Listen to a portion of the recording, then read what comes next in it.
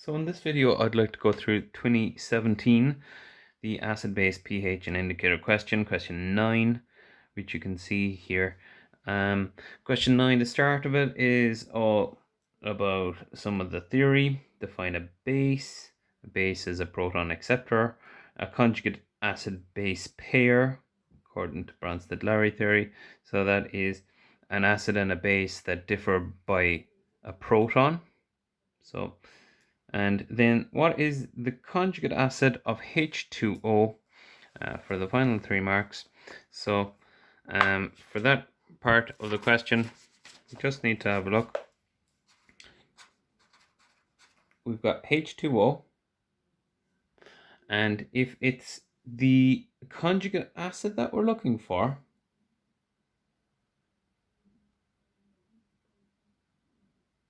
the water must be acting like a base. And we've just defined a base as something that's a proton acceptor. So it must be accepting a proton, a H+, and it must be becoming H3O+. So that's the conjugate acid of the H2O for 3 marks. If we go on, looking at question 9 from 2017. On to part B, define pH. For pH, we just need to write down minus log to the base 10 of the H+ concentration, and we get our marks for define pH. Just 3 marks going for that year, sometimes it's 6. And the next part of that question, the pH values of 0.10 molar solutions of sulfuric acid, hydrochloric acid, and methanoic acid are as follows. So hydrochloric acid, HCl, and then we have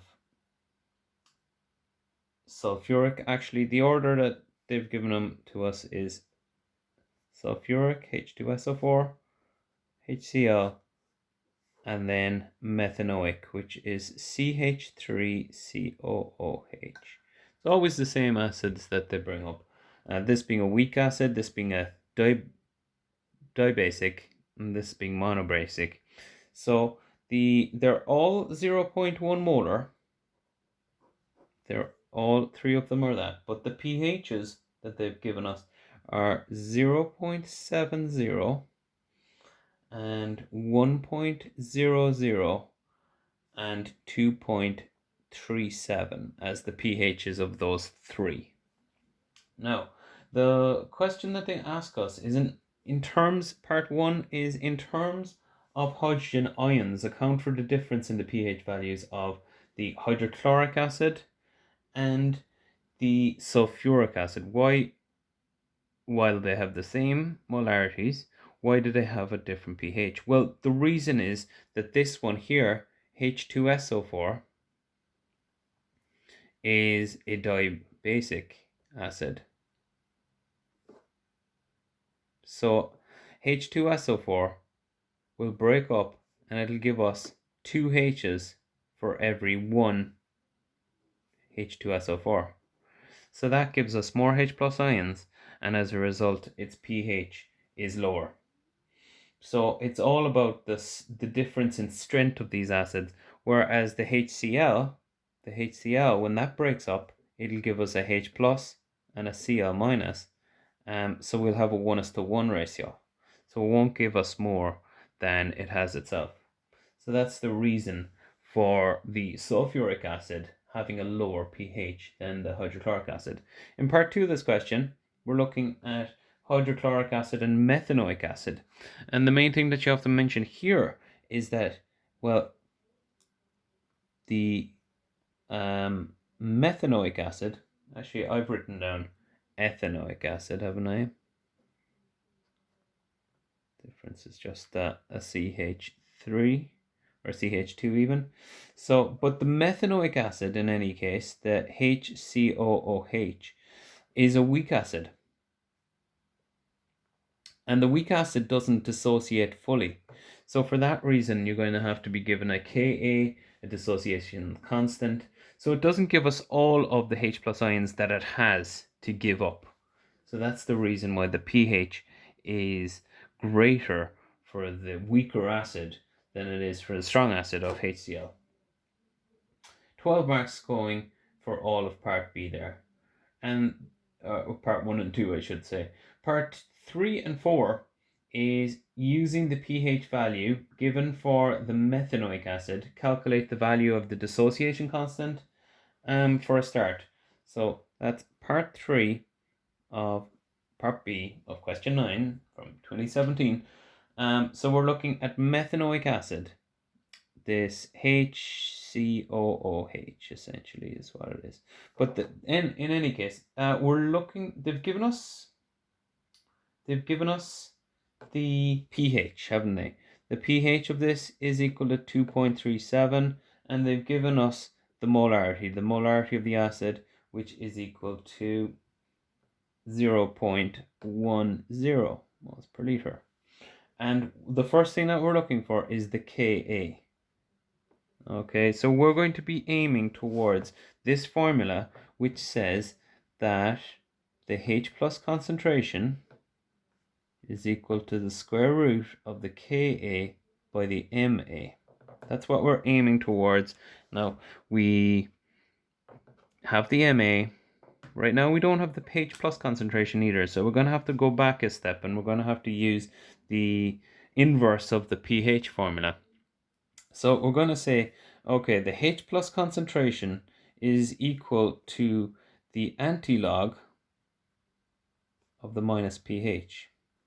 We have the pH, so we can fill that in, antilog minus 2.37, and that will give us the H plus concentration. So on our calculators, second function log minus 2.37, and we get a value of 0.004265795 and so on, as the H plus concentration. So we're going to fill that value in here then, and we're going to square it to get rid of the square root. So we'll get 0.004265795, and keep it on your calculator if you can, square it, and that will give us our Ka by Ma.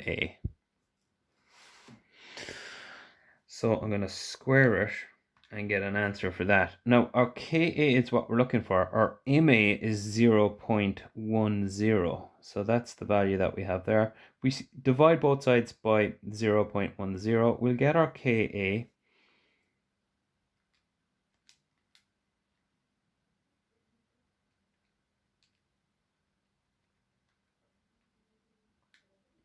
And we get a value of 1.82 by 10 to the minus 1, 2, 3, 4 as the value for the Ka of the weak acid in this case.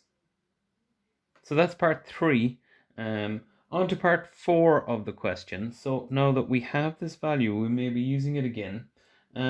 Part 4 says calculate the pH of a 0.05 molar solution of methanoic acid. So if we might just squeeze it in here at the bottom, part 4, IV.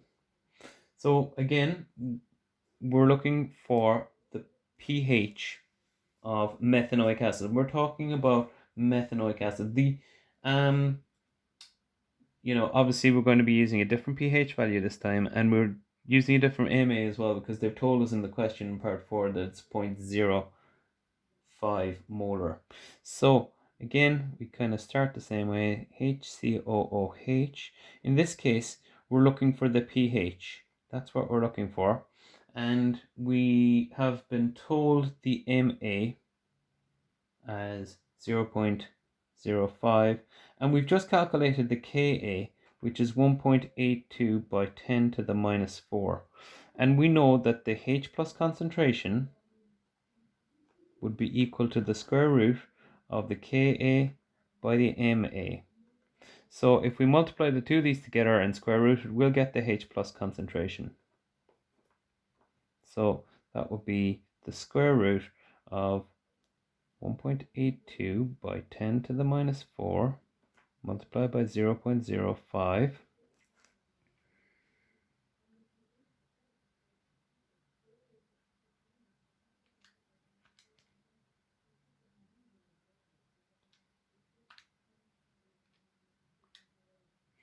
and we get 0.003016.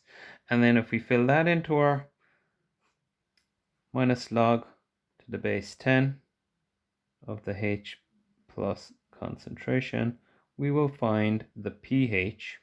So we fill that value in there, minus log to the base 10 of the 0.003016. We find the pH is equal to 2.52. And that's the answer for part 4 of question 9 from 2017. And the last part of the question, we're drawing a diagram, so we're drawing a graph, so I'm not going to go through that. A clear label diagram of the pH curve you'd expect when 50 centimeters cubed of a base solution is gradually added to 25 centimeters cubed of an acid solution. So I suppose the main thing that you need to do, it doesn't have to be on graph paper because it's just a diagram. It's not, they haven't given us values, but I suppose the main things that you need to bear in mind is that you're going to have your axes labeled. Okay, so if I was to draw it roughly, I would say label your axes and use a ruler, unlike me now, part C. So I would say put the pH values up the side, put the volume down the bottom, and because it's you're starting with the acid, you're starting with an acid, so start low on the pH value. Obviously the pH side is going to go from 0 to 14. The volume side, it's the volume added, it's going to go from 0 to 50 centimeters cubed. So we're going to start low, then we're going to increase, and then we're going to level off again. So because we're also looking at a weak acid and a strong base, the shape is slightly different to if you had a strong acid and a strong base. So we're going to start slightly higher up. We're going to have our straight part, and then it's going to level out. So it's something like this. And then for this is bearing in mind, it's a strong acid and it's the other way around. It's a weak acid and it's a strong base. So I suppose basically you're going to be seeing around the 25 centimeter cubed volume point, you're going to see the steep rise. And I suppose the other part that you need to bear in mind is the different, I suppose it's somewhere closer to the upper region. I suppose if we're talking about a strong acid and a strong base, they kind of neutralize each other around 7, whereas for a weak acid and a strong base, it's closer to in around 8 to 10. It's kind of the range for those. It's more higher because the base is the stronger one, if you like. So and then the indicator that we use in this case is phenolphthalein, phenolphthalein, as the indicator because the range is suitable, essentially. So that completes the question on 2017 higher level.